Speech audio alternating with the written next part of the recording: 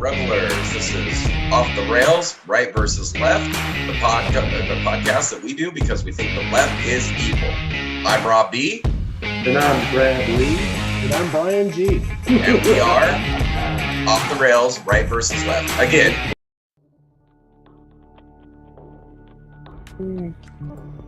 All right, welcome, Revelers. We're continuing, as promised. We're continuing with our interviews going on with the elections. We're taking a look at some of the races that don't get talked about very much, and we're talking about some of the candidates that don't really get any attention. And in this one, we're talking to, if you go to look her up on Ballotpedia, it's down as DMB Montanez, but it's DMB Montanez, I believe over there by El Paso, is joining us. She's running for the U.S. House, Texas District 16, if I didn't mess anything up as I came in. So we're going to jump right into it and welcome her. DMB, thank you for joining us. Thank you, Rob, for having me. How are you today? Not too bad. You can hear me okay, right? Yes, I can. Okay, fantastic. So,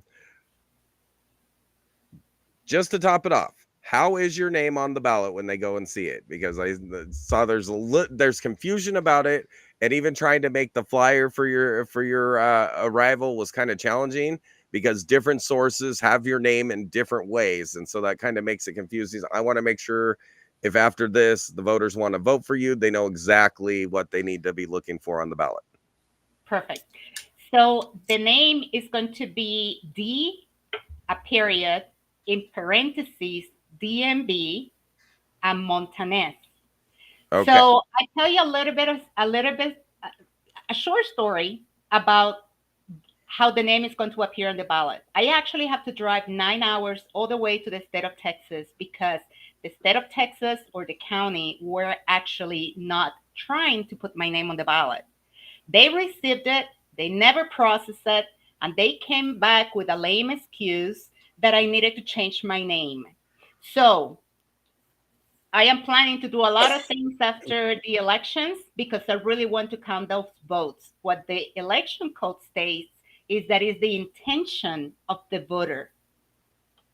Exactly. So that might be tough. So I would think anybody out there, make sure your name is as clear as possible if you try and run a write-in campaign, so you don't encounter any of these problems.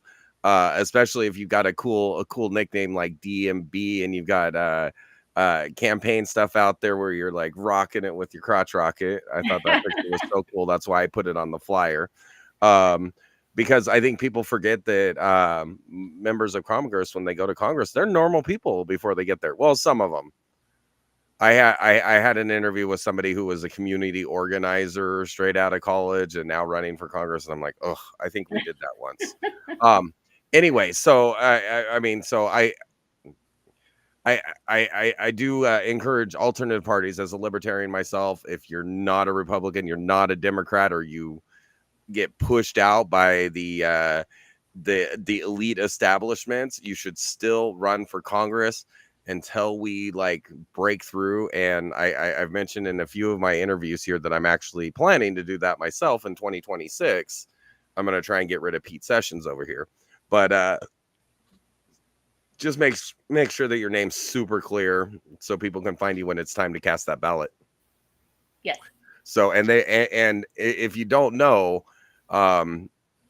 they have made it harder and harder for alternative parties to get on the ballot. Like the Libertarian Party, we don't have a primary, we have a convention. And so they charge a ridiculous fee to us that they don't charge to Republicans and Democrats. And then you have to pay a huge fee if you want to be a write-in candidate and collect X number of signatures. So they make it as hard as possible for anybody who's not part of the duopoly to get involved. You're correct. So, all right. Well, hey, let's jump into some questions. I start off with this, and now I do want to warn you a little bit. You know, it is right versus left. So if I see something where I want to push back, I'm going to push back. If I like what you're saying, but I have some points or suggestions, I'm going to mention it because, hey, I'm potentially talking to a U.S. Congresswoman here. So what better opportunity to get my voice heard, even though I'm not in your constituency. It would be nice that you have my ideas heard because I think I've got some good ideas. So maybe you can take those and take a wrecking ball to the problems in Washington. So the first one is obviously we've got $35 trillion in debt. Our federal income tax revenues are about 4.3 trillion. We're paying 1 trillion towards debt. We're paying 1 trillion towards our military. That only leaves 2 trillion left for everything else. And yet our Congress keeps spending another 4 trillion. So we're actually averaging $6 trillion a year. And it's having an effect on the whole economy. So what would your solution be? What kind of legislation would you look at putting forward or supporting that might fix that? So I'll be honest with you. The more that we continue making money, the more in bankruptcy the United States will get. I am not a firm believer of representatives actually starting to write legislation. There is a lot of legislation that can be amended. And most of the times it's just a little sentence or a little paragraph or a provision that will change a bill for it to pass on a bipartisan basis. One of the things that I will do, honestly, and I'm going to be very transparent with you, we have these boards on the administrative processes that are really worthless. I think that on the judicial system, you should go through the process. And if you don't get not the answer that you want, but what is fair and just, you can take the cases straight to court. So all these administrative judges that are just milking the system and milking the United States actually can go to work for DHS to assist with the influx of illegal immigrants or another process in our judicial system. Mm-hmm. That's how you save money. Yeah, as you talk about the laws, it is important to point out in the 1980s there was 23,000 pages of federal law. Mm-hmm. So I think maybe putting forward some legislation that just says X statute is repealed would be a great way to start. X like agency that was never approved by Congress is defunded and deleted. Yes. That's a lot of it. I have an idea for what I think would be simple legislation. Good luck getting it passed, but also good luck to members of Congress not voting for it to explain why. Any representative or senator who votes for legislation that spends more money than we took in the previous year's revenue collection would no longer be eligible for re-election. Mm-hmm. That would the get problem that we pretty have, quick. You know, the problem that we have is that the voters don't get educated, right? They go to the ballot because they know that they have a responsibility to vote, Mm-hmm. but they do not study the candidates. And then, let's say, for example, if the left go and talk at their door, and that's the only person that they hear about, whenever they go to the ballot, that's the only name that they're going to recognize. Exactly. So I think that the GOP does a very bad job, at least in our local community, to reaching out to the constituents. I know that there is a lot of division. They have lost a lot of precinct chairs, and they just need to reorganize again and mobilize, and then getting people out to vote. You know, and that's something that I have to say that the Democrats do very well. So I don't know if you know, but in 2022, I actually ran as a Democrat in the primaries. And I was able to get 12% of the votes from the incumbent. So that means that 12% of the voters that actually voted in that election, there were voters in total were 167. We have 523,000 registered in our county. they're not happy with how the Democratic Party is run. But the problem is that the Democratic Party is a huge machine. They have a lot of Absolutely. money. And once they have an elected official in that seat, they will continue to back them up even if they're not doing a good job, just because they do not want to lose that seat or the Exactly. possibility of losing that seat. Yep, which is why I'm planning on challenging Sessions, who's a Republican in the primary, because I'm gonna try and knock him out in the primary. If I don't, I'm still gonna run for the seat. But like literally, I know that's a problem, so I'm already mapping out the plan to knock on 200,000 doors over the course of a year to make sure everybody saw me. And So I suggest that, I highly suggest that, start early, because a lot of the candidates actually start late. In I'm starting 2020, as soon as the election's over. yes, that's good. Yeah. Because in 2022, like I say, on the primaries, I run on the Democratic Party for Congress. But then on the general election, I run for city council because the Democratic Party said that there were no conservatives on the Democratic Party. And they say, well, you don't have no experience in politics. And I say, well, I am a public servant. I have spent my entire career working for the federal government. So I know the federal government in and out, left, right, back and forth. And if you want me to start from the bottom, point taken. So I said, I'm going to apply for city council. And I was on the ballot for city council. Republicans, Democrats that did not vote on the primaries were able to see my name. But my goal was always Congress, because that is my expertise. And that's where I spend the majority of my career, in the federal government.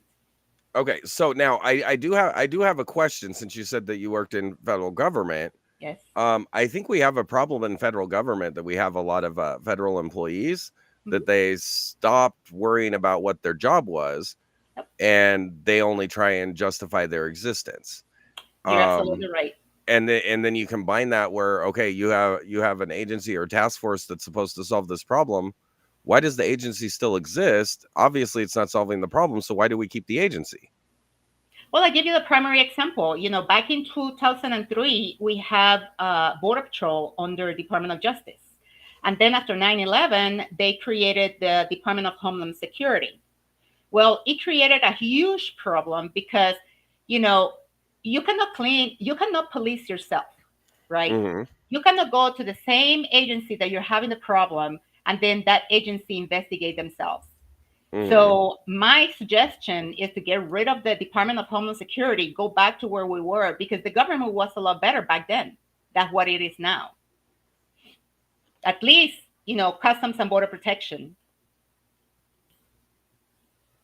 Right. So and for just for law enforcement, we've got the Attorney General's Department, we've got the Department of Justice, we've got an entire prison department, Department of Prisons. We have the DEA office, we have TSA office, we have FBI office, we have and then even in intelligence, we have a CIA and an NSA. And they do not speak with each other. They do not communicate with each other. Well, and then the bigger problem for me, we're living in a new era where databases can be like filled in by everybody. I don't think there's any reason why we need federal level law enforcement when we've got law enforcement at the level that can handle things, if they're able to share information across the board. And we don't need a whole agency to allow them to do that. We need one system where they can report things in, so the information's communicated. And I would tie into that Customs and Border Patrol and Citizen and Immigration Services. So duplication, not just within the federal government, because like a lot of those departments replicate within the federal government, and then they're replicating what exists in the state level. The reason I put forward that, like, what sounds like a funny proposal is everybody in Congress seems to be solely focused on getting reelected to Congress. I tend to wonder if you made it so they have to cut the budget, how much quicker they're willing to stop spending if it means they keep their job. Well, something that I never understood is, the president time frame is what, 8 years? Senate is 6 years, and then representatives are 2 years. Why can't we do something, the same for everybody? Because So I do understand a little bit the reason why. okay. Okay. So the representatives are voted 100% by popular vote. Mhm. Okay. Yeah. So if the opinions of the people change quickly, the representatives can be changed quickly. Okay. The Senate is not elected the way they're supposed to be. Mhm. The Senate was supposed to be elected by the state houses. Mhm. So if your state had a majority viewpoint, it takes into account all the little counties that kind of get missed in a statewide election, but they are represented in their state houses, and those state houses appointed the senators. Mhm. But it was actually a Democrat who pushed to get that changed because he didn't like the Democrats couldn't get enough Senate delegations after the Civil War. Mhm. So in the early 1900s, he pushed to change it, hiring like fiction writers to write big op-eds about how awful it was. So it was all dirty pool to get it changed anyways. So that should probably be turned back. And then what you have is about every 4 years, Mhm. the state houses cycle. And then every 6 years, the senator cycle. And they have different periods where they're appointed because they have different start dates. Okay. So then it gradually changes as states gradually change. So you don't get a total whipsaw. And then as far as the president, the term is 4 years. They can run for up to 8. Mhm. I question, why do we limit the president, but we don't limit anybody else? I understand the lifetime appointments to the Supreme Court. I understand. And the reason is they want them deciding on the law, not worried about their professional prospects once they get out of office.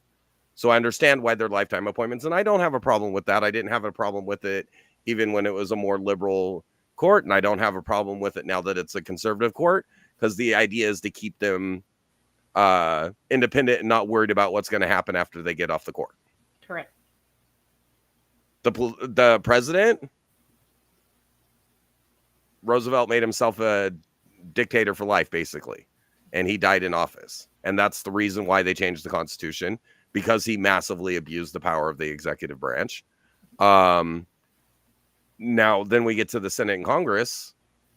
I'm kind of of the opinion, if after a certain number of years you can't fix the problems you promised to fix, you shouldn't be in office anymore, and you shouldn't be using your office as the bullet puppet to stay in office. So I think term limits would be really good. Yes. But I think the budgeting thing is a good place to start. But yeah, there should be, I think 5 terms for a congressman. That'll give you 10 years to get your problems fixed. Mm-hmm. And for the Senate, 2 terms. That's 12 years. Yep.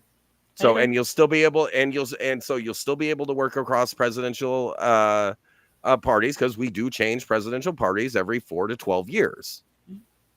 That's what happens. Yeah. But the way the systems are kind of rigged right now, like, I find the presidential election like amusing. I mean, the candidate that I would have preferred to win is Chase Oliver, but when you get into Biden and Trump, Harris and Trump, Democrats have controlled like what 12 of the last 16 years, but they blame all the problems on Trump, and that's just disingenuous on its face. And then like, they talk about all the things that Congress won't do when they started office with both houses of the Congress and the Supreme Court. Correct. So as long as they're following the law, and that's the thing about it's my problem with liberals. They don't do a take on the law. They read stuff into the law on the bench. They read stuff into the law that's not there, mm-hmm. and quote unquote conservative justices follow the law. So what you get is, when you have a liberal justice, they 100% vote for what Democrats want. But when you get conservatives, the conservatives aren't always happy, because the conservative justices are going to vote for what they don't like. They're going to vote for the law, and they don't care if you like it. You know what I mean? So I mean, I think I wish that was all we had. But then again, we've got Senate members confirming judges that probably shouldn't be confirmed because they're towing a party line. So the only way to do that is to like get them out of office on a regular basis. And if you want to spend 10 years in the House and then go for 12 years in the Senate and then go on and try and become president, there you go. You've got a path. Yeah. If you want to devote your life to civil service, you can do it. You can start at the local level, work your way up. You can have an entire career in government, but you don't get to stay stuck in the same idea when you're not, or in the same place where you're not solving problems. Absolutely right. So, now, yeah, the spending is out of control. The debt's out of control. The other issue is the Federal Reserve is out of control. And the even idea that we have a part of the federal government that has no oversight should be terrifying to every American. Part of the duties and responsibilities of the representatives, both on both sides of the House. I mean, the House and the Senate. But they're not doing anything. But they should. Yeah. See, So that's the reason because I'm running on transparency, accountability, justice, and oversight. Because the federal government are under Congress. Congress should be able to go to those directors in the federal government and say, request reports every 3 months, every 90 days, every 120 days, 180 days, and see if there's some progress. Yep, and Congress has the power of the purse, so they should also have the power of oversight over the Fed. And if the Congress should be able to spur action if the Fed's being inactive, like their refusal to raise rates for such a long time, or their printing of money, because in the last 4 years, our money supply has increased by 40%, which means by default, your money is worth 40% less than it was 4 years ago. Correct. So even if it hasn't borne out in all the prices, that is a fact that your money's worth 40% less because they printed 40% more money. And if you take it into the stock market, if your company, you own stock in a company that has 1 million shares and they issue 400,000 more shares, but the value of the company is the same, each one is less. Yeah. Well, the value of the American economy didn't go up 40%. And I actually, and you're welcome to check my math. Now, if you include all the things, because the official inflation rate is a very specific basket, and it's intentionally the stuff that doesn't move as much that they monitor. Okay, but if you go across the whole economy, we're actually looking at closer to, over the last 4 years, 40-50% increase in prices. And it bears out when you look at fuel, when you look at houses, when you look at education, when you look at, so it's closer to the amount of money that they printed. So if you break that down and just call it, 8 or 10% per year, our GDP growth is 2%. And that's based on dollars moving through the economy. So if the dollars only increased by 2%, but it's worth 10% less, that means the economy actually shrank 8%. Mm-hmm. So like the great example is you make $100 million worth of cars. Well, at $20,000, that's 5,000 cars. But if it goes up 40%, now that's what? 4,000 cars? So now you're making 1,000 less cars, so you need 1,000 less people producing the cars, or you need the people for producing 1,000 less cars. You're transporting 1,000 less cars. You're advertising 1,000 less cars. You're selling 1,000 less cars. You're financing 1,000 less cars. So there's a whole bunch of industries that are just getting rid of people because they're not going through the same amount of people. But it looks like those industries are still earning the same money because they're all getting the inflated amount of money as well, but it's actually less people working. So we've actually had a hidden recession going on for the last 4 years, mm-hmm. as opposed to going back to Trump, who, as a human being, I don't like him, but some of his policies were sane. But you go back to the Trump years, you had 1.2% inflation and 3.5% GDP growth. Even with the pandemic, our GDP was growing. It retracted for 1 year. But outside of that, it bounced right back and it was growing faster than inflation. So you actually had growth in the economy. That extra gain was from extra spending, and the money supply didn't increase a bunch because the Fed, let's face it, the Fed was trying to hamper him anyway. And now they're scared, if he comes back into office, because, if he comes back, he's going to start cutting cutting throats around, and I don't blame him. The way that they have treated him, it's incredible. I have never seen. I mean, I served my country, in the military for 29 years. Oh, He thank was you my for your commander in service. chief. Thank you. He was my commander in chief in 2019, and how they treated the man. But you see, he's not a politician. You see, Yeah. he doesn't dance the kumbaya. He can think on his own. And the good thing about Trump, and He's people can rich, so go, he's not in their pocket. well, exactly. They cannot control him. They cannot control him. Now, Yeah. what I wish. That's why when the Democrats say that he's a threat to democracy, what they mean is he's a threat to the Democratic Party. Yes, correct. Because 90% of bureaucrats, people that work in government, vote Democrat, contribute Democrat, and that's a fact. So I just pray that, if he wins the election, that he gets a good, chief of staff and good staff under him that he can trust, and they can work together. Oh, I think he's shown that he can work across the aisle, and he's been doing so well. Tulsi Gabbard joined the Republican Party. Yes. Yeah, He was a Democrat. So, and I think the reason why we've got a massive. Now, I'm a libertarian, so I think we need to break up the two-party system anyways, because it was never intended. You go back to the early elections, there might have been two parties that were the top two vote getters, but it was different parties in every election. You had the Whigs, you had the Republican Democrats, which split up over slavery, and the Republican Party was formed to free the slaves. That is true history for people out there that don't know. Got to throw that out there because Republicans are always vilified for being racist, yet everything that's been done for civil liberties was done by the Republicans. So, but it's, I lost my train of thought. I hate when that happens. I got the aside there. Before I decided to run as a writing candidate, because I said, I really don't want to run in any of the two major parties. So I considered running independent, right? And then you cannot pay a fee. There's no such a thing. You had to get 500 signatures. And we got the signatures. The problem was that I started validating the signatures. And like some people that live in some of the cities in El Paso will put they live in El Paso, but they were living in Canutillo, they were living in another city instead of El Paso.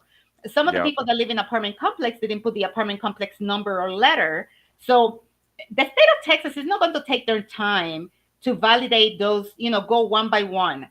And then I just didn't want it to risk not being on the general ballot. In 2022, 12% were not happy. I said to myself, I'm going to give the community a choice. Now, the hard part is educating the community how to write in my name on the ballot. Right. Yep. So that's what we've been doing. So if you don't win it, I hope you do, because I really like the fact that I understand that you ran as a Democrat, but I can already hear that you understand that the Democrat Party is they're destroying our country. They really are. They're running on continuing to run on problems, and if you want to run on problems, you can't fix them. Otherwise, there's no problems. I worked for Border Patrol. I was there 21 years. I have been law enforcement for 26. And our guys, they're either leaving the force to go to another industry, or they're committing suicide because they just can't deal with inflation, problems at home. They cannot deal with mental health, and the majority of them are men. And this isn't a knock to women, but the majority of them are men. Yes. Only 5% is women. Yeah. What people don't understand is men get their life is based on purpose. Yes. Okay. And when you tell people they can't do what they know is right, they lose their purpose. And I think that's why you're seeing that. You're seeing people leaving because the policies are removing the purpose. Well, but the problem is on the management and the leadership, because if they have the guts and the balls, like I say, they will talk with the incumbents and tell them, this is the problem that I'm having. How can you help me, to get this solved? They should be working together. Well, I hope if Trump's elected, he uses our million members of our military to secure our border, because we have military in 100 other countries securing their borders. Yes. And every country does secure their borders. I lived in Russia for 2 years. Every time a police officer heard me speak, I was asked for my documents. And if I hadn't been able to provide them, I would have been loaded up on a plane and sent back to the US like that. And that's how it is in every other country. Correct. Except in the United States. And that's what our law says here. If you don't have Yes. your documents on you that prove you're legally in the country, you're supposed to be out of here. Correct. And there's no legal process for that. Well, they're playing politics with immigration. Yeah. That's basically what it is. You know, the Border Patrol Union endorsed Trump. I mean, the union, you know, at that federal level is extremely strong. And they know that Kamala hasn't done anything for the Border Patrol. Biden hasn't done anything. They have made, you know, the agents work a lot harder than what is supposed to. You know, the laws are written. They just need to enforce them and follow them. So, in your race, is she the incumbent? She's the incumbent. Yes. Okay. So I would suggest if your write-in campaign doesn't work, next time run directly against her and punch her in the mouth and then run as an independent on the ballot, not just as a write-in. That would be my suggestion. Well, the problem running as a write-in is, not running as an independent, is that you cannot just pay the fee. You need to get the signatures. And let's say, for example, you have 5 Democrats that they just don't want you in the ballot. They will sign that petition for you, and you think that you have 5 valid signatures, but in reality, they're not valid. And then they go to the state, and then they invalidate them, and there you are, out of the ballot. But I'll point out to you, if you've already run in the primary and punched the Democrat in the mouth, you're going to have a huge database of voters that can sign for you. Correct. Yes. That's why I say go in the primary, punch them in the mouth, and run in as an independent if they push you out again. Okay. That's my suggestion. You've got to gain. I mean, you're gonna get the attention because you're running against the incumbent, and especially if you're gaining traction because you're actually somebody who wants to solve problems, you're gonna get traction. Because even Democrats have to admit we're not solving problems. No, we're creating. Yeah, exactly. So in all this, I've talked to people that I disagreed with. There's only been one interview that I ended, and that's because the guy just repeated Democrat talking points and wouldn't talk about the solutions and wouldn't talk about like the actual problems on that issue. And we can talk about it as well. He was running for a state house, so I was talking about securing the schools. And I pointed out that nobody can get into the state house with a gun, yet we can't provide the same level of security for our kids who are inarguably more valuable than a bunch of politicians. You're right. So, and the only thing he wanted to talk about was banning guns. And I pointed out there's 400 million guns and not 400 million shootings. So obviously it's not the guns. People, and any law enforcement officer will tell you, it doesn't matter at what level. Yeah. Guns do not kill people. Hands do. Yes. And the person does. Well, and that's a good point, because more people are killed by hand than by gun in this country. And that's all guns. Now, more people are killed by hammers than by rifles. And that includes their assault weapons that don't exist. So they say weapons. You know, we have the Second Amendment. If Congress is not happy with the Second Amendment, then they need to sit down at the round table and then amend it. But, you know, they're going to piss off a lot of, you know, gun carriers in the United States, you know, and then, I mean, they don't worry about a civil war. I do. Yeah. And then the bottom line is it completely ignores the real problem. And that's people getting into these buildings and committing the shootings. Yeah. And they say, well, banning the guns is going to cause it. Any human being who wants a machine gun can go to any hardware store and make one. Yes. And that's a fact. I'm not going to YouTube won't allow me to detail how that works, but it's possible. I have friends that build weapons. Trust me. And they were law enforcement officers. Yeah, so it's possible. Have to go to a gun store. They can. I mean, whoever wants a gun or a weapon, they can get it.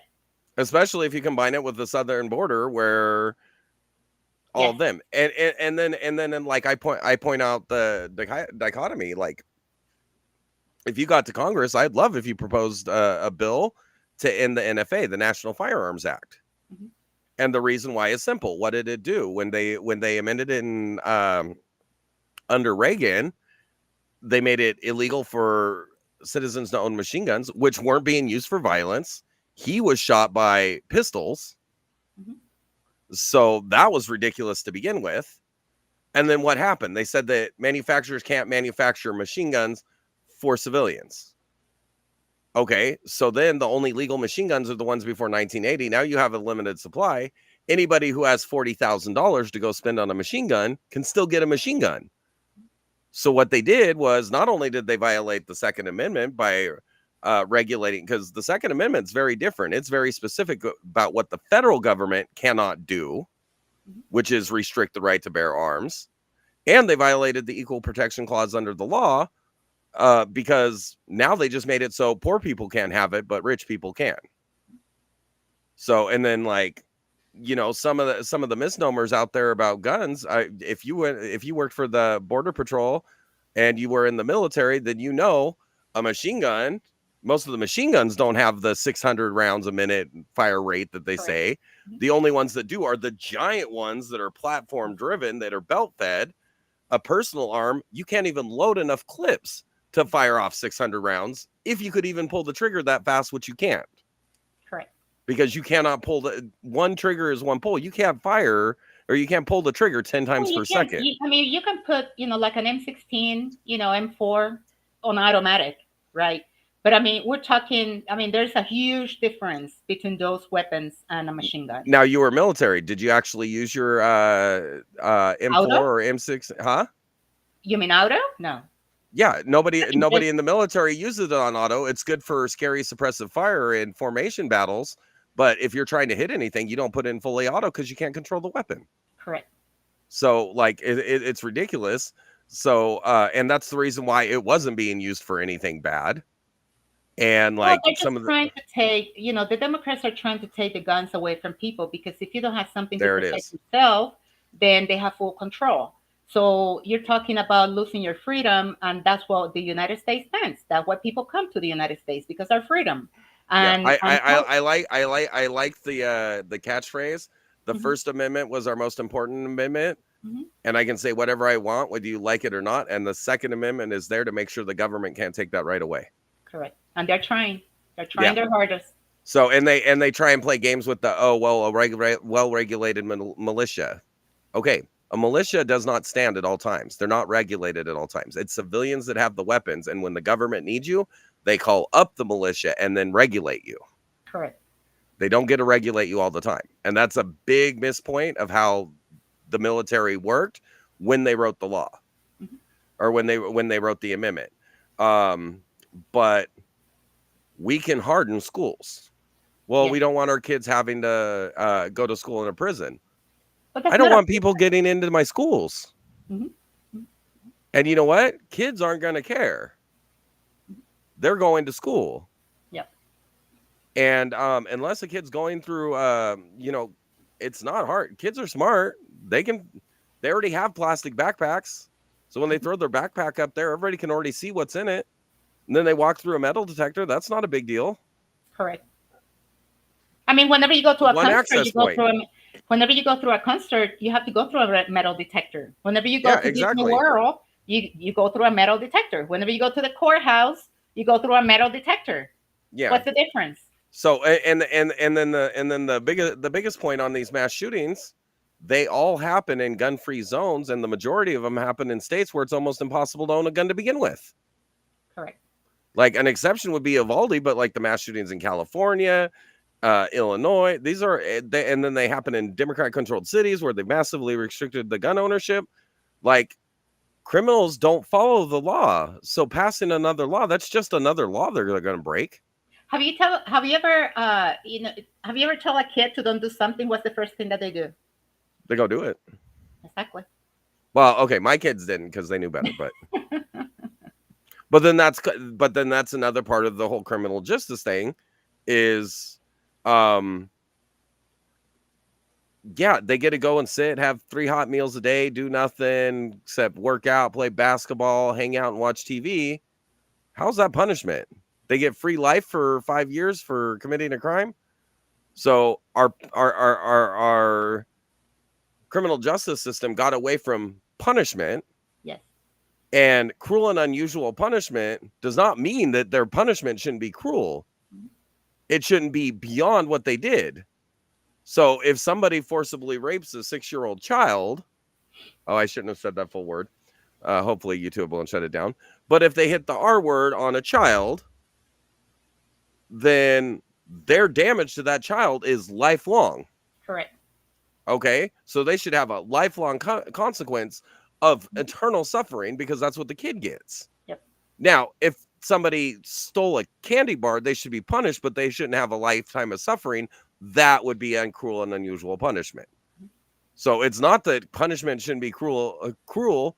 It shouldn't be cruel and unusual for what they did, and that got completely lost somewhere along the I way. tell you, I used to work in a jail back in the early 2000s, late 1990s, and people that were in jail will tell you, I'd rather stay here inside this prison versus going outside. You know why? I don't have to work. I get free food, free bed, free lodging. I get to watch television. I get to play. If they're on drugs, they get all the drugs they want. Oh yeah, because they go in the system. Yeah. Yeah. So I think we got away from the deterrent factor that's supposed to be built into the criminal justice system. Correct. And I think that's more legislation that should specifically define. And that's some of the problem with the Constitution. It was clear to them 200 years ago what it meant, but now we're debating meaning. Okay, if we're debating meaning, let's define the meaning. Correct. That's the kind of legislation I like to see. Okay, so we're going to clearly define cruel and unusual. You cannot suffer more than the victim of your crime. Mm-hmm. There we go. So what limit does that leave on somebody that committed murder? Well, the limit's pretty clear. They can go up to death. Yep. Although, as a libertarian, I don't know about the state killing people, but, yeah. Still. Well, whenever you have representatives, 2-year, maybe 3 terms. 3 terms to me, is fair, and you can do a lot on 3 terms. But they are only there for 2 years before re-election, and then they spend the majority of those 2 years trying to get reelected. Correct. Fundraising, events, networking, so they can get elected again. Yep. And when I'm in Congress, I'm gonna. There's plenty of time that Congress isn't in session. It's all that time that I'm going to work on expanding my base. And every single day, I'm going to be promoting legislation that focuses on restoring liberty and reducing spending, because the government doesn't have a right to people's money. And this is something that, it's a concept that I don't understand. So, and every single day, I'll be sending the people that sent me there, hey, this is an update. This is what we're trying to do today. This is what we're trying to do today. This is what we're trying to do today. So I'm going to hold on to the people that supported me in the first part. And then when I am in my home district, I'm going to be going out there and finding new people to support me the next time. But when I'm in Congress, I'm going to be doing my job in Congress, which I don't think our congressional members do. And but again, vote to spend more money than we're taking in. Oh, because they keep producing more money. Yep. They keep printing it. Yep. They keep printing it. They keep borrowing it. And the bottom line is they just shouldn't be able to, if you're massively in debt, if the federal government was a company, they would have gone bankrupt a long time ago. Mm-hmm. And the federal government would have ordered them to sell their assets. Yep. So the problem is the people with the power of the purse are trying to get reelected. So they put up pet districts. Explain to me why the rest of the country has to pay for a bridge in Alaska. Right. Explain to me, Texas is a huge state. Great. Why is the federal government paying for federal roads to go, or paying for interstates going through the road? Okay, we built it. You maintain it. Mm-hmm. That should not be a problem. The government, they put it on the budget. Yeah. Yeah, and some of these projects, there's oh great, we're allocating federal funds. Yeah, that's still our funds. Yes, it's taxpayers' money. Yeah, so why doesn't the state do it where they can monitor at a closer level? Because I can tell you here, all the work on the freeways, well, you're in Texas too. All the work on the freeways takes forever, but when they decide to build a new city street, it's done in a few months. Yep. So it just becomes a waste. And then all the corruption that went on with the widening of the I-10 corridor here by Houston, it's just insane. Well, there's construction everywhere that you go around El Paso. I just drove through El Paso, and I forgot how much of the El Paso border is on the Mexico border. So I was literally just there last week. My mom's in the hospital over in I know you told me that. yeah, she's over in Arizona. So I was driving back from Tucson. So I drove all the way across El Paso. So like I saw all that. I love the fact that the border checkpoint's 100 miles into Texas. So that makes it real hard to skirt. Especially since it's like right in the middle of hills where if they just go around this hill, they got around the checkpoint. Yep. Yeah, so like I mean, we don't have common sense like across. We need to restore common sense to government. We're very reactive. The Mhm. United States is very reactive instead of being proactive. In the Yeah. military, you learn about lessons learned. I don't think that the government have it together. I really Yeah. don't. Well, and to the point, the guy that I interviewed that was a community organizer, he's never done anything in life. When the only thing you do is try and get money from government, you've never actually done anything. So, and Some of the and people even that run for election, it just blows my mind. Like you look at their background. Like I am not a politician, but I'm a public servant. I work for the two largest government agencies, and they're the ones that are destroying our nation.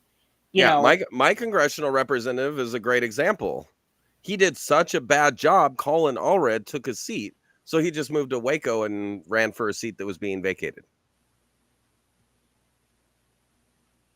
He's been out of office 2 out of the last 29 years.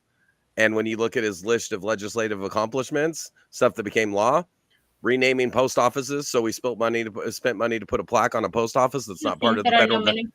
Yeah, well, and the post office isn't supposed to be part of the federal government anymore. And then commemorative coins for the Boy Scouts. If the Boy Scouts want to issue a commemorative coin, they can. It's got nothing to do with the U.S. government. Correct. So that's ridiculous. So yeah, it's like kind of crazy. And he like, oh yeah, I've sponsored or co-sponsored a bunch of bills, but none of them actually help Texas. All And they do most is of them they don't even pass. I mean, like I look at the history on sponsor bills on my incumbent. There are very few. I think that there's only one that passed, and it has something to do with the Indian reservation, which is great that she did. But I mean, what about the rest of the community? I mean, what about the veterans? What about the first responders? So I'm What about the John Doe? I'm gonna throw out here a wild and crazy proposal. Okay. So we've got the Bureau of Land Management that controls millions of acres in our country. The federal government doesn't have any right to any land in the country. Correct. So how about we get rid of the Bureau of Land Management and turn all the land over to the Native American tribes indigenous to the areas where they stole the land? Some of these departments and agencies, they shouldn't exist. They Yeah, just but them to create jobs. But that one there, we get rid of expenses. Yeah.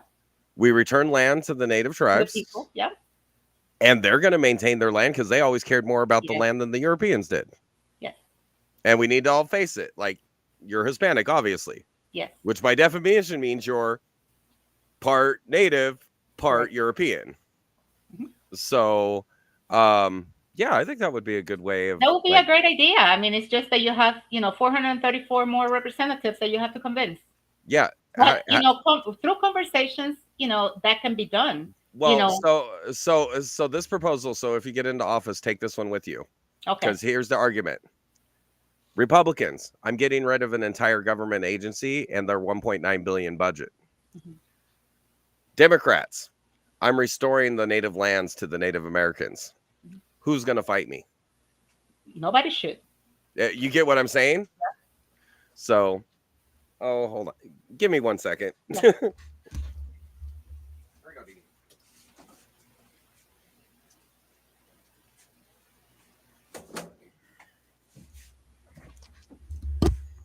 Sorry, my puppy thinks he needs to be out here when I'm out here in the studio. And when he decides to go to the bathroom, he doesn't necessarily wait for breaks in the streaming, especially when by the end of this, I'll have been going for like 3 hours. So, oh, wow. Yeah. So he had to go. Yeah. So anyway, but no, that's a good example because you can get stuff done where neither side can argue with it. Oh, you're a Democrat and you're going to vote against returning native land to native people. Oh, you're a Republican and you're going to vote against cutting the 1.9 billion in spending. Well, I tell you, God willing, I get to Congress and I would look at everything that our community have asked her and she has not done and see how can we start working on it. because I mean, it's not rocket scientist, you know. I mean, it shouldn't be that difficult to be a congressperson. I mean, it's 435 people putting their heads together, you know, to make a decision and then, you know, pass it on a bipartisan form. So can I tell you, you don't sound like, I know you ran for a Democrat seat. Mhm. You don't sound like a Democrat, but you don't sound like a Republican either. You sound like a libertarian. Well, I tell you, the libertarian spoke to me to run as a libertarian. And the problem that I have, and I did consider it, but the problem Mhm. was, you know, I'm very faithful and I'm very loyal. I have always been.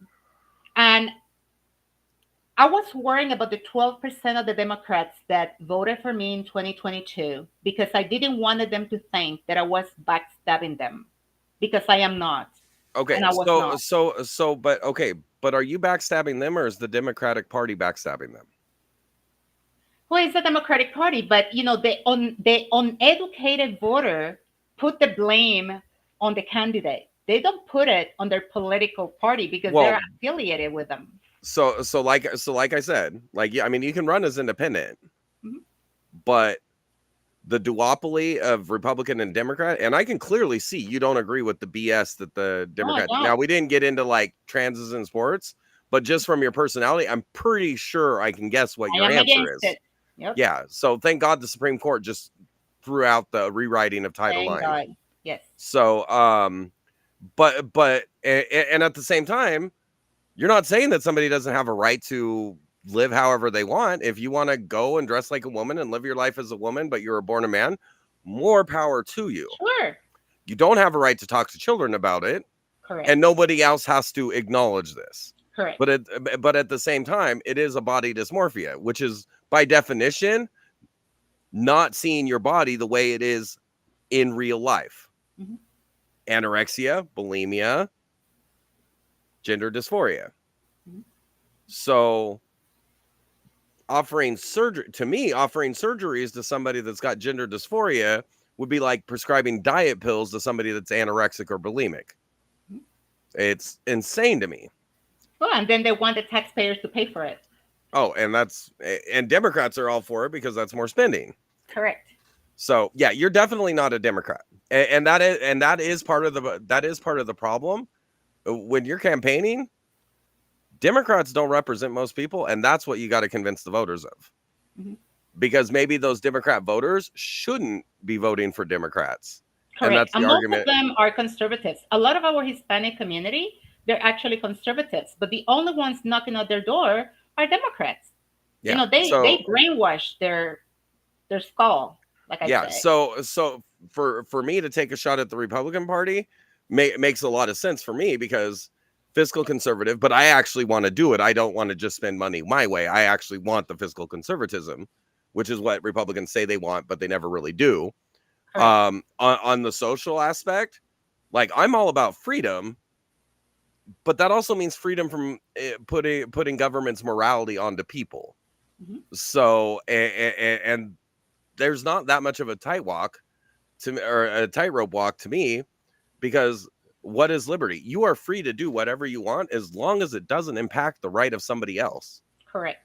So, and that's where the Republican Party isn't going to like me, because I don't think drugs should be criminalized if you're doing them in your own house. But if you go outside high, then Mhm. you can be punished. Correct. You get what I'm saying? And then again, that opens the tax revenue for people that want to engage in bad behavior. We can't argue that we don't do that because we already tax the hell out of tobacco and alcohol. Mhm. So apparently we're okay with that. So there we go. And then 50% of those proceeds should go directly for drug rehab and treatment. Mhm. There we go. Well, And the then we problem can, is that we only have the two major parties, you know, yeah, and we have to change. We have to educate the community, you know, but that takes time. That takes a lot of money. yep. Well, yeah, you probably got to work a full-time job. So Yes. I have the wonderful benefit that like that's not where I am in my life anymore. Like I take care of my soon-to-be stepson, Mhm. and I do my podcasting and streaming. And if I need a little extra cash, I'll go do some gig work. Mhm. But that's the freedom I have. And not everybody has that. But yeah, it really does like need to be pounded down on people that you don't have to vote Republican, Democrat. It was never intended to be Republican, Democrat. Well, I tell you, we have we have three candidates that they are going door to door, convincing people to vote up and down the ballot Democrat, which is ridiculous. You know, Hmm. if the person is not suitable to be in office, they shouldn't be elected. It doesn't Absolutely. matter what party they belong to. Anthony Weiner, doesn't matter which party he's a part of, but everybody knew about it. Joe Biden, everybody in Delaware knew he was corrupt, and yet he rode that party all the way up to the highest office in the land. And that's actually, and you look all across it, like Nancy Pelosi, she's been in government forever. She on a $200,000 a year salary, she's risen to a net worth of 140 million. Mhm. If that doesn't tell you that you can't vote up and down the party right off the bat, it's clear. Joe Biden, like, he even told people in interviews back in the 80s, don't assume I'm not corrupt. And they laughed about it when he admitted he was corrupt. Yep. So, and then the restoration of free speech, that's like, that's another issue for me. Like, I think that any agency that purports themselves to be news Mhm. cannot editorialize. And if you editorialize, you can't purport yourself to be news. Mhm. And in social media, if you censor anything that is not a direct violation of the law, you're an Well, editor. conservatives, You're yeah, an editor. conservatives. You're an editor, not a utility, and you're not exempt from lawsuits. Mhm. But if you're allowing free speech, as long as it's not illegal, because there are some speech that's illegal, you can't make direct threats. You can't make specific threats. Mhm. You can't do the child pornography. All that stuff's illegal, and they should be pulling that. Okay, but their resources shouldn't go towards making algorithms that tune a message as speech or censoring stuff that they think is false, because they're claiming that they're a platform. So if I'm posting on social media something that the president of my electric company doesn't like, he can't shut off my electricity. That's a utility. And social media companies have the protection of a utility, but they're not acting like a utility. They're acting like an editor. And if you're acting like a utility, you don't have First Amendment rights. Correct. So that needs to be corrected as well. Well, a lot of And then, conservatives are being censored. You know, everything is marked as misinformation. You oh, know, that's but it's all, even the Republicans, it's all Google. The TikTok thing, you get both sides on board for it. We're going to ban TikTok because they're collecting this information. No company should be collecting this information. Don't try and single out a company that is owned by a company in Singapore that CEO is Singaporean, not Chinese, and it's racist for both sides to act like that's Chinese, because it's not. Yeah, they have a stakeholder in what is it? The Chinese company has a big stake in it. But the China has a big stake in our government debt. Does that mean the government is a Chinese enterprise? No. right. So it's all fake. And if they really wanted to fix it, they would just make it illegal to collect the information. Oh, but then they got a bunch of money from companies that sell the information, so they're not going to do that. So yeah, it's all dirty pool, and that's campaign finance. Nobody but an individual private citizen should be able to donate to a candidate, and that would level things out really quick. Correct. And companies, you get exemption from certain laws by registering as a corporation. I think you lose some things too, including your First Amendment right. Mm-hmm. As a person, you can speak. As a company, you cannot. Correct. And so as a person, you can spend your money. You can't go around that by being a company. The last thing, we've been going for quite a while here, so the last thing I want to touch on is government funding of non-government organizations. Oh, we can talk about that forever. Yeah, well, so I don't want to make it too long, but this is my observation. Mm-hmm. The government offers grants to non-government organizations they know are violating the law. Correct. It happens here. Okay, so if they're wouldn't it be non-government organizations should not be able to get any government money, or they're not a non-government organization? So non-government organizations are non-profits. That's how I would put it. Grants Yeah, should be well, going to non-profit organizations, and they should be using the money for what the mission is, not for salaries and overhead. I don't think government money should go to anything private. So whether it's a nonprofit organization, the Red Cross is great, and I wish them the best of luck. The government shouldn't be giving them money. You get what I'm saying? And now we've got the government giving money to NGOs that are specifically facilitating illegal immigration. Correct. We've got a government giving money to NGOs that are putting up housing for illegal immigration. Yes. That's the biggest point. But you also have got non-government organizations bailing people out of jail for violent crimes that are funded by the government. Correct. So if you're a non-government organization, that means all your money has to be non-government too. Correct. So and then I would also say anytime an organization contributes to a political cause, they need to publicize the entire list of where all their money came from. Yes. So if you want companies to donate, great, companies can donate, but they have to be clear about where every dollar comes from. Well, the way that they have it now is that if they are if they are private foundations, they have to say the corporation that donated or the person that donated. But if they are private foundations, they don't have to. They should change that. Yeah. They should all have to disclose everything about their finances. And I know that the Texas Attorney General, Ken Paxton, is actually suing, I believe, the state, or is it it's not Anedot, Act Blue, I think it is. Yeah, Act Blue that are doing fraudulent donations. Yes. Yeah, so that one to me, obvious campaign finance, and the FBI again should be investigating that. But they're not doing it. I have there's a candidate that I'm running against at the GOP. She created a super PAC. She told everybody that she was not running for Congress, and then once she filed, she took all the money from the super PAC and moved it over to the campaign, and the FBI hasn't done anything, and she's still running for office. All dirty pool. Yeah. So but then that's a donation from a super PAC.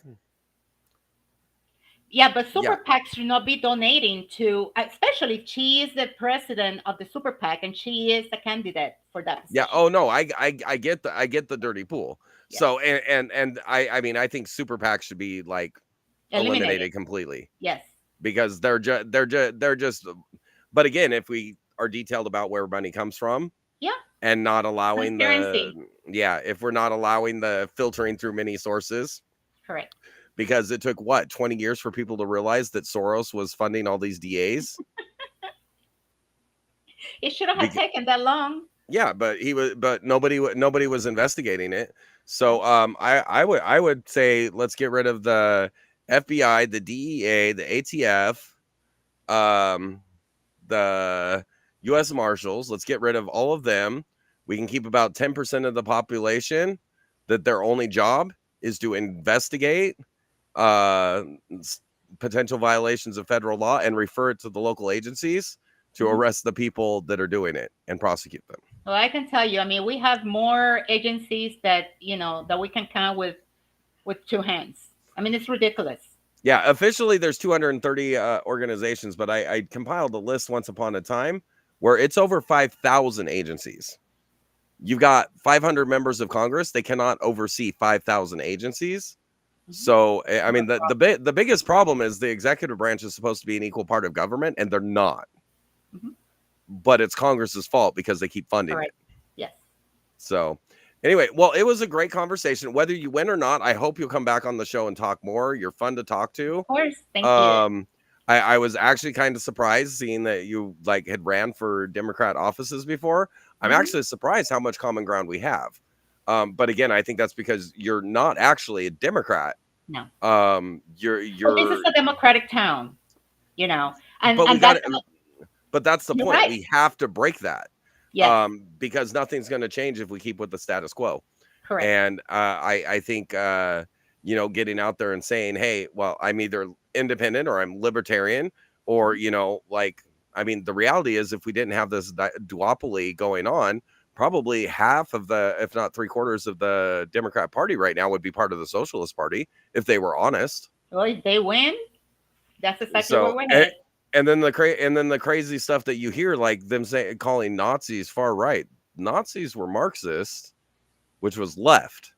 Yes. So the only difference between Marxism and socialism is whether the government owns stuff and tells everybody what to do, or whether private enterprise owns stuff and the government tells the private enterprises what to do. Correct. That's the only difference. They say that they're, you know, right extremists. No, they're left extremists too. They're on both sides. Yeah, well, but if you go to the right, what does the right want? Well, you get Republicans, they say lower taxes, lower government involvement, blah, blah, blah. Most of it's lip service. They're actually closer to the middle where they want to spend the money. They just want to spend the money for their stuff.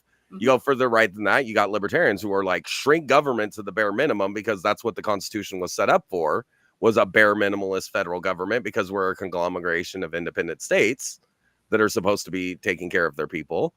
And then you go further right than that, what do you get? You don't get absolute government control. You get no government. So far right would be anarchist, not fascist. So like that whole dichotomy is like, and both sides do it, and they don't clearly delineate. Like, we're not promoting anarchy. We're promoting the states have the sovereignty that they were intended to have and did have up until the Civil War. That's what the Civil War was actually fought over. But then like we get into like reparations, you know, what's more valuable, life or money? Life, right? Yes. Okay, well, 600,000 lives of white people were sacrificed to ensure the slavery ended. So I think that debt has been paid already, but everybody who was a slave was offered the 40 acres and a mule. They didn't take it because they wanted to stay on the plantations where they were working and get paid. That was their choice. Yes.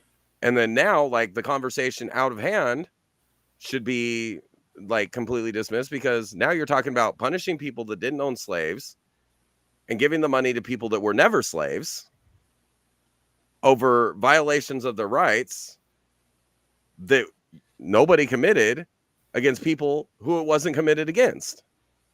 So, and if you really wanted to talk reparations, you should be going and talking to all the descendants of the kings in Africa and tribal chiefs in Africa that were taking these slaves and selling them. Because you didn't see a bunch of white folks running around the plains of Africa capturing black people. That's not what happened. Well, one of the problems that we had, especially in schools, you know, they don't teach politics. They don't take, you know, or what is it? They don't teach the Constitution. They don't teach history anymore. They took all that out of the curriculum. Oh yeah, you never hear now that when the country was founded, the agreement was that after X number of years, slaves could no longer be imported to the United States, and it went into effect under Thomas Jefferson. The transatlantic slave trade ended in the U.S. before the British ended the transatlantic slave trade. So, but if you ask the kids nowadays, they don't know. Yeah, they don't know. Well, I mean, they don't know that the presidential candidate for the Democratic Party, her father's or her great grandfather was the largest slave owner in the Caribbean. And she's running against a guy whose family never owned slaves, because up until Fred Trump, they were impoverished. It's crazy. It seems weird. So now that being said, I'm a libertarian. I voted yesterday. Well, I mean, I know a lot of libertarians that vote Republicans, you know, because they know that, you know, the libertarian candidate is not going to win, you know, because it's a small party, right? But I feel like people should vote where they belong, you know, like Exactly. the Democrats told me, you know, you're not a Democrat, right? Because I'm pro-life with just a very, very limited exceptions. So I listened to them and I didn't run as a Democrat. So you know, they're the ones that push me out. Yeah, and that's why I say you shouldn't be afraid to worry about like betraying your supporters, because you're not betraying your supporters. You're turning your back, because like all of the Democrat icons, except for maybe Roosevelt, like the Kennedys, now they would be Republicans. Yep. And the few good Democrats aren't going to change the apparatus. Correct.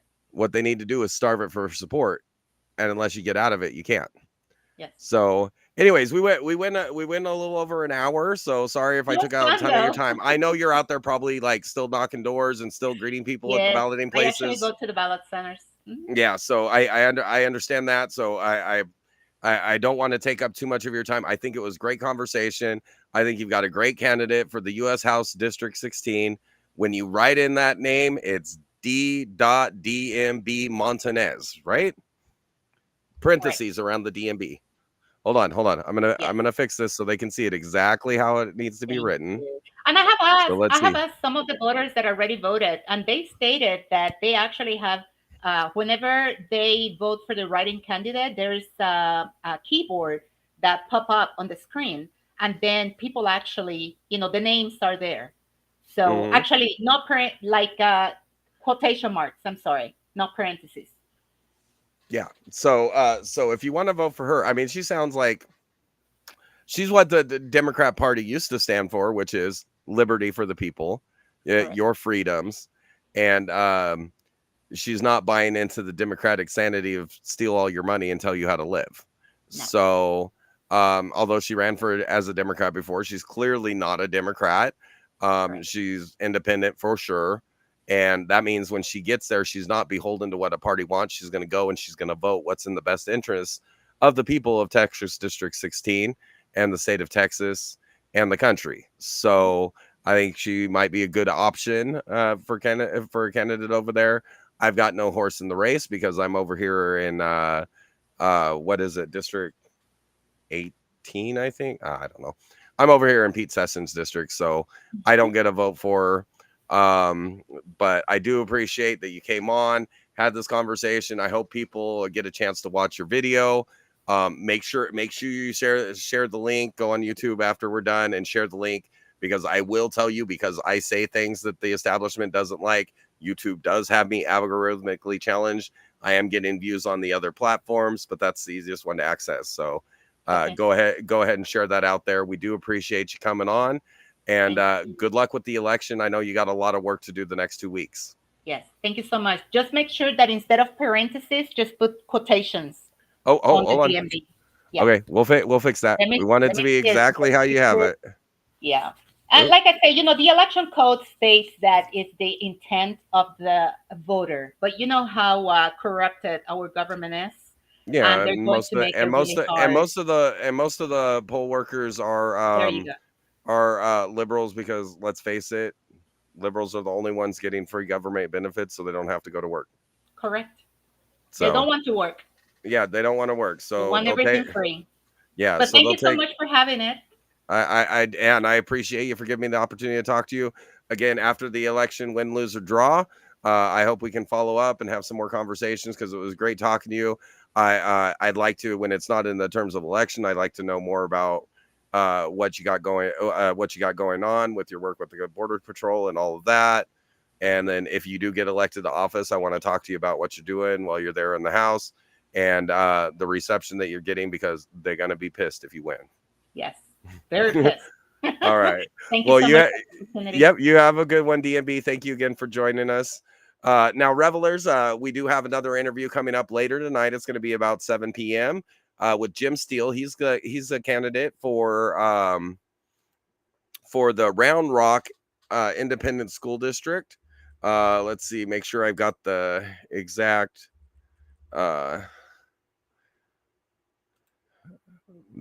one here. So he's James Steele. I don't know his party. I haven't been able to find a lot about him, so I'm actually really glad that he's going to come and talk to me. But I don't have a lot of information about him. He is running for the Round Rock Independent School District, Texas, place number 7. So we'll see what he's got to say about what they're doing on the school district board. And I'm kind of interested to see what kind of approaches he wants to take with the state wresting away more control away from the school districts. So I really do look forward to talking to him. Thank you guys again for watching and for joining us. Again, we'll be back later with more interviews. And I think it's been pretty productive and it's been a lot of fun. So I hope you guys are enjoying it too.